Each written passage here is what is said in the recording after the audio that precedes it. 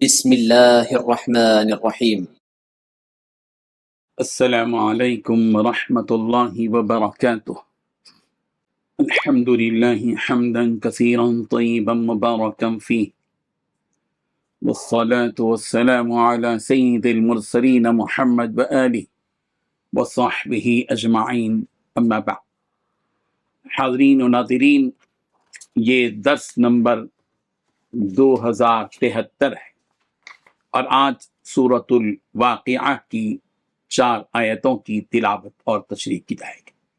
آیت نمبر 71 تا 74، 71 to 74۔ چلیں سب سے پہلے ہم ان 4 آیتوں کی تلاوت کرتے ہیں، لفظی ترجمے اور ترجمے کے بعد تشریح کرتے ہیں۔ اعوذ باللہ من الشیطان الرجیم، بسم اللہ الرحمن الرحیم۔ افرأیتم النار التي تورون أأنتم أنشأتم شجرتها أم نحن المنشئون نحن جعلناها تذكرة ومتاعا للمقوين فسبح باسم ربك العظيم صدق اللہ العظیم۔ لفظی ترجمہ یوں ہیں، افرأیتم، بھلا بتاؤ تو، النار، وہ آگ، التی جو، تورون تم جلاتے ہو، اانتم کیا تم نے، انشأتم پیدا کیا ہے، شجرتہا درخت اس کا، ام نحن المنشئون یا ہم پیدا کرنے والے ہیں، نحن جعلناہا ہم ہی نے بنایا ہے اسے، تذکرہ یاد دہانی کا ذریعہ، ومتاعا اور فائدہ، للمقوین مسافروں کے لیے، فسبح لہذا آپ تسبیح کیجئے، بسم ربک اپنے رب کے نام کی، العظیم نہایت جو نہایت عظمت والا ہے۔ ترجمہ یوں ہے، اچھا یہ بتاؤ کہ یہ آگ جو تم سلگاتے ہو، کیا اس کا درخت تم نے پیدا کیا ہے یا کرنے والے ہم ہیں؟ ہم نے ہی اس کو نصیحت کا سامان اور صحرائی مسافروں کے لیے فائدے کی چیز بنایا ہے، لہذا اے پیغمبر تم اپنے عظیم پروردگار کا نام لے کر اس کی تسبیح کرو۔ ان 4 آیتوں میں 3 باتیں بیان کی گئی ہیں۔ پہلی بات، اچھا یہ بتاؤ کہ یہ آگ جو تم سلگاتے ہو، کیا اس کا درخت تم نے پیدا کیا ہے یا پیدا کرنے والے ہم ہیں؟ دوسری بات، ہم نے ہی اس کو نصیحت کا سامان اور صحرائی مسافروں کے لیے فائدے کی چیز بنایا ہے۔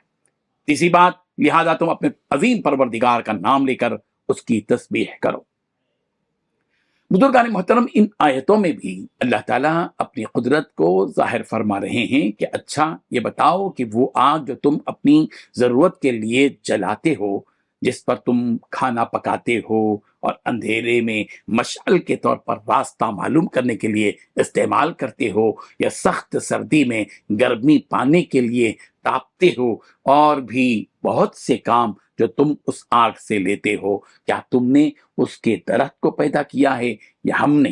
تم اس قابل بھی نہیں کہ کوئی ایک معمولی سی چیز بھی پیدا کر سکو۔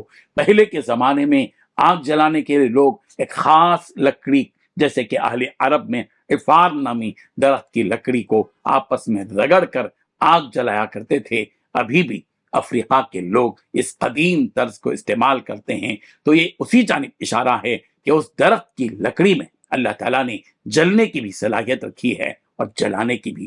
کیا ایسی عظیم قدرت والا کوئی اور ہے جو یہ کام کر سکے؟